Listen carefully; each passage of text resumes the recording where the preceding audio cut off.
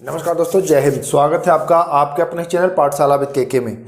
जैसा कि मैंने आप लोगों से कहा था कि बिहार पुलिस, जी हाँ, बिहार पुलिस के लिए हम 1 अक्टूबर का जो एग्ज़ाम हुआ है ना, 1 अक्टूबर का जो एग्ज़ाम हुआ है उसमें जितने टॉपिक्स है इम्पोर्टेंट, है ना, उन सारे टॉपिक्स के जो क्वेश्चंस हैं उनको मैं आप लोगों को प्रोवाइड कराऊंगा, और वो भी सब्जेक्ट वाइज। और जिस भी टॉपिक्स, जैसे कि ध्वनि से आया क्वेश्चन, है ना, ध्वनि से आया, जैसे साउंड से आया क्वेश्चन, ठीक, तो साउंड से संबंधित जितने भी इंपॉर्टेंट क्वेश्चंस बनेंगे सबको मैं कवर कराऊंगा एक ही वीडियो में, ठीक।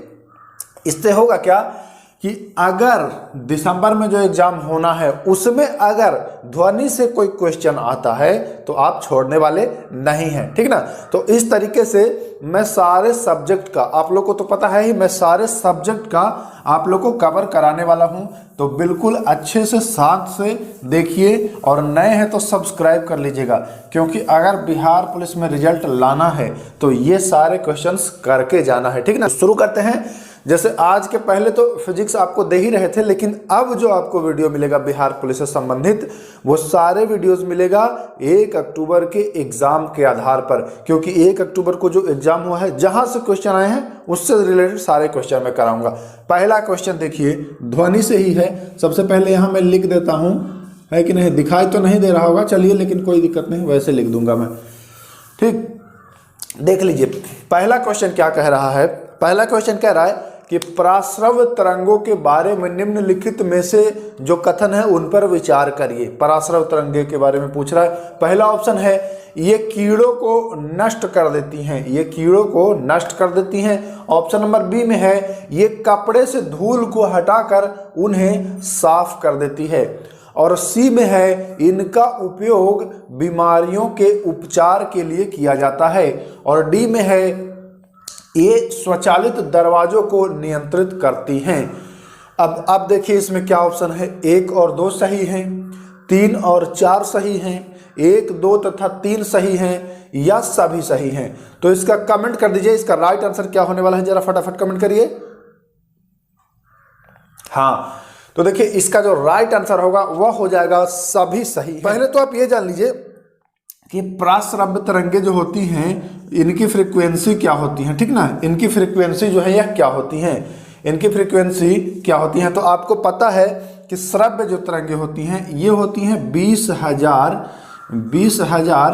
हर्ट्ज से अधिक, मतलब ऊपर वाले, 20,000 से ऊपर वाले। और अगर श्रव्य की बात करें तो श्रव्य जो होती हैं दोस्तों वह 20 हर्ट्ज से 20,000 हर्ट्ज के बीच, ये श्रव्य तरंगे, यही हम लोग सुनते हैं, ये वाला हम लोग सुनते हैं। और अपश्रव्य जो होती हैं, ध्यान दीजिएगा, पूछ देता है, अपश्रव्य जो होती हैं, है ना, वो होती हैं 20 हर्ट्ज से नीचे वाले, मतलब इससे कम वाले, ठीक।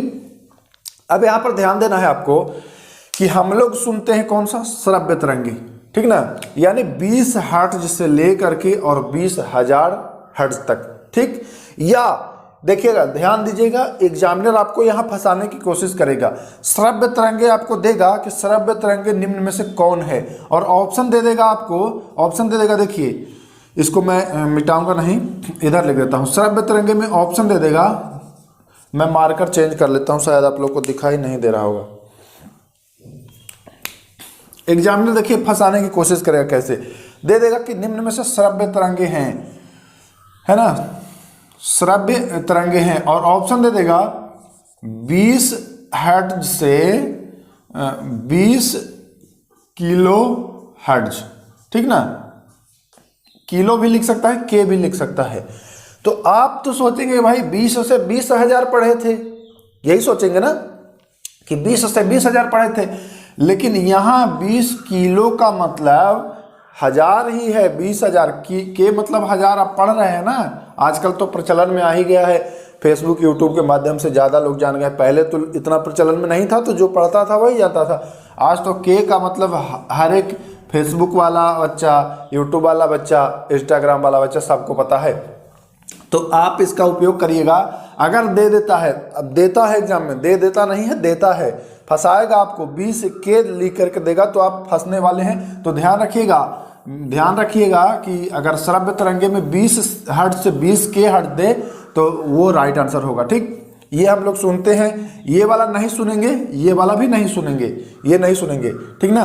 अभी इन दोनों पर भी क्वेश्चन मैं दे रहा हूँ, तब तक हम लोग अगला क्वेश्चन ले लेते हैं। अगला क्वेश्चन क्या है देख लेते हैं दोस्तों। चलते हैं हम लोग अगले क्वेश्चन की ओर। डेसिबल किसे मापने के लिए प्रयोग में लाया जाता है? डेसिबल है ना, आप लोगों को पता है कि डेसिबल जो है किसे मापने के प्रयोग में लाया जाता है दोस्तों। तो डेसिबल ऑप्शन है खून में हीमोग्लोबिन, दूसरा है पेशाब में शक्कर, तीसरा है वातावरण में ध्वनि और चौथा है वायु में कण। तो इसका जो राइट आंसर होगा वो हो जाएगा सी नंबर। क्या हो जाएगा? सी नंबर, यानी वातावरण में ध्वनि मापने के काम आता है। अगला क्वेश्चन ले लेते हैं। शिकार, ध्यान से सुनिएगा, शिकार परभक्षियों या बाधाओं का पता लगाने के लिए चमगादड़ या डॉल्फिन किसका प्रयोग करते हैं, किस परिघटना का प्रयोग करते हैं? तो ध्यान से समझिएगा, ऑप्शन है ध्वनि का परावर्तन, विषम पदों का बनना, या सी में है ध्वनि का प्रकीर्णन, या चौथा है प्रतिध्वनि निर्धारण, है ना। तो प्रतिध्वनि निर्धारण, अब इसका अब कमेंट करिए कि इसका राइट आंसर क्या होने वाला है। हम आप लोग को ये भी बताए थे कि जो बताए नहीं थे, बता रहे हैं कि जो चमगादड़ होता है, ठीक ना, यह कौन सी ध्वनि उत्पन्न करता है? तो यह पराश्रव्य ध्वनि उत्पन्न करता है। कौन सी ध्वनि? पराश्रव्य ध्वनि उत्पन्न करता है। और पराश्रव्य ध्वनि उत्पन्न करने में होता क्या है कि 20,000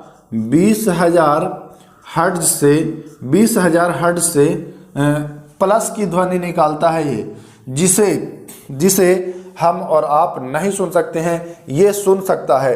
तो कोई वस्तु जैसे इसका शिकार मान के चलिए यहाँ है, तो ये 20,000 हर्ट्ज प्लस ध्वनि उत्पन्न करेगा और इससे जो टकरा के पुनः ध्वनि आएगी, यानी प्रतिध्वनि जो होगी, इक्को जो होगी, है ना, इसी को सुनता है ये, और इसी को सुन के अपने शिकार को लपेट देता है। या फिर उड़ने में जैसे दीवार से नहीं टकराएगा, अगर यहाँ दीवार है तो चमगादड़ उड़ते उड़ते जाएगा, नहीं टकराएगा। क्यों नहीं टकराएगा? ध्वनि उत्पन्न करेगा, देखेगा कि हमारी ध्वनि तो लौट गई, इसका मतलब आगे कुछ बाधा है ना, या दीवार है या शिकार है। ठीक, तो उसी के हिसाब से फिर ये काम करती है। तो ये चीज ध्यान दीजिएगा कि चमगादड़ अपना शिकार कैसे करते हैं या फिर अंधेरे में भी कैसे उड़ती है। तो आप बताएंगे कि प्रतिध्वनि निर्धारण करती है। मतलब प्रतिध्वनि का मतलब कि जो ध्वनि ये छोड़ती है फिर टकरा के ये सुन लेती है उसी को, ठीक ना। तो ये इसका डी नंबर इसका राइट आंसर हो जाएगा। अगला क्वेश्चन ले लेते हैं। देखिए अगला क्वेश्चन, निम्न द्रव्यों में से ध्वनि सबसे तेज यात्रा करती है आपके सामने, स्टील में, वायु में, निर्वात में, जल में। तो आप लोगों ने पढ़ा है कि माध्यम जितना घना होगा उतनी ही ध्वनि अधिक तेज सुनाई देगी, मतलब स्पीड उसकी ज़्यादा होगी, सुनाई नहीं देगी, तेज चाल उसकी ज़्यादा होगी। तो आप ये बताइए, स्टील, ठीक ना, स्टील हो गया, फिर वायु हो गया, उसके बाद हो गया निर्वात हो गया, है ना। ध्यान से देखिएगा, समझते हुए हम लोग चलेंगे। निर्वात हो गया और ये हो गया, चौथा हो गया जल। आप लोग ये बताइए सबसे ज्यादा घना कौन है? आपको पता है इतना घना है स्टील की, इसके हम आर पार देख भी नहीं सकते हैं, बहुत ज्यादा घना है कि नहीं। वायु थोड़ा कम घना है, और निर्वात में तो वायु है ही नहीं, तो यहाँ तो ध्वनि का कोई मतलब ही नहीं है चलने का। जल वायु से थोड़ा घना है, ठीक है ना, जल वायु से थोड़ा घना है। तो सबसे ज्यादा घना कौन है? स्टील। तो जाहिर सी बात है कि सबसे ज्यादा तेज यात्रा करेगी कहाँ? स्टील में। सबसे कम करेगी वायु में, ठीक ना। और नहीं करेगी कहाँ? तो नहीं निर्वात में करेगी। निर्वात में नहीं करेगी क्योंकि ध्वनि को चलने के लिए माध्यम यानी मीडियम की आवश्यकता होती है, और निर्वात में कोई माध्यम ही नहीं है, निर्वात बिल्कुल शून्य है, ठीक ना। तो यहाँ ध्वनि चलेगी ही नहीं। अब इसी पर एक क्वेश्चन बनता है कि दो व्यक्ति चंद्रमा पर बात कर रहे हैं आपस में, तो वह अपनी आवाज को क्यों नहीं सुनते हैं? तो आपको पता है वहां वायुमंडल नहीं है, वहां निर्वात बना हुआ है ना, तो सुनेंगे कैसे? सुन ही नहीं पाएंगे। इस वजह से चलते हैं, अगला क्वेश्चन ले लेते हैं। ध्वनि ऊर्जा का विद्युत ऊर्जा में परिवर्तन किया जाता है किसके द्वारा? ऑप्शन है माइक्रोफोन के द्वारा, लाउडस्पीकर के द्वारा, सौर कोशिका के द्वारा या ग्रामोफोन के द्वारा। तो आप इसका आंसर कर देंगे कि सर ये तो माइक्रोफोन के द्वारा किया जाता है। अगला क्वेश्चन ले लेते हैं। ये क्वेश्चन हमने अभी आपको बताया कि चमगादड़ अंधेरी रातों में उड़ सकते हैं और अपना शिकार भी कर सकते हैं, इसका कारण है। अब ऑप्शन है उनकी आंखों के तारे जो होते हैं वो बड़े होते हैं, जैसे उनका जो आंख है ये आंखों का जो तारा है यह बड़ा होता है, ऐसा है ऑप्शन। दूसरा है उनकी रात्रि दृष्टि बहुत अच्छी होती है, मतलब उनका जो नाइट विजन है वह सुपर होता है, अच्छी क्वालिटी का होता है। प्रत्येक चिड़ियां ऐसा कर सकती हैं, ये कह रहा है कि सारी चिड़ियां ऐसा कर देती हैं, चमगादड़ ऐसा करके कोई एहसान नहीं कर रहा है या उसमें कोई शक्ति नहीं है, ऐसा कह रहा है सी ऑप्शन। और चौथा ऑप्शन है ये पराध्वनि तरंगे निकालते हैं और उन्हीं के द्वारा निर्देशित होते हैं। हाँ, तो ये जो इसका डी वाला होगा ये सही आंसर होगा। आप लोग को पता चल गया होगा कि देखिए यहाँ पर एक चीज ध्यान दीजिएगा, ऑप्शन में फिर आपको फंसाएगा एग्जामिनर। चमगादड़ अपना शिकार करती हैं श्रव्य तरंगों की वजह से, पराश्रव्य तरंगों की वजह से या अपश्रव्य तरंगों की वजह से। अब बहुत सारे बच्चे इसमें जो है वह कंफ्यूज आएंगे कि अरे पराश्रव्य था कि अपश्रव्य था। तो ध्यान दीजिएगा, अपश्रव्य जो है भैया, अपश्रव्य जो है यह 20 हर्ट्ज से भी कम होता है बाबू, 20 हर्ट्ज से भी कम होता है, ठीक ना, 20 हर्ट्ज से भी कम होता है। ये चमगादड़ नहीं उत्पन्न करता है और नहीं सुनता है। चमगादड़ जो है वह 20,000 हर्ट्ज से प्लस वालों को 20,000 हर्ट्ज से प्लस वालों को उत्पन्न करके सुनता है। तो अपश्रव्य नहीं होगा, पराश्रव्य होगा। ध्यान दीजिएगा, अच्छे से समझिएगा, बार बार देखिए, गलती करेंगे तो फिर कैसे रिजल्ट होगा, समझना है। जब एक बार आप कॉन्सेप्ट समझ जाएंगे ना फिर जीवन भर नहीं भूलेंगे। ध्यान दीजिएगा, चलते हैं आगे। अगला कुछ माध्यम दिया गया है और उसमें ध्वनि की चाल दी गई है और सजाना है आरोही क्रम। आरोही मतलब बढ़ते, आरोही मतलब बढ़ते, 1 2 3, ये आरोही क्रम हो गया, ठीक। और अवरोही मतलब घटते, 3 2 1। आरोही को असेंडिंग ऑर्डर भी कहते हैं और अवरोही को डिसेंडिंग ऑर्डर भी कहते हैं अंग्रेजी वालों के लिए, ठीक ना। तो ये कह रहा है कि आरोही क्रम में रखें, किसमें सबसे कम होगी ध्वनि की चाल, फिर उससे ज़्यादा, फिर उससे ज़्यादा। तो ऑप्शन देखिए, ऑप्शन आपको ऑप्शन नहीं, पहला दिया है जल, देख लीजिए मैं यहाँ लिख देता हूँ, जल। दूसरा है इस्पात, जल हो गया, इस्पात हो गया, इस्पात हो गया। और तीसरा हो गया नाइट्रोजन,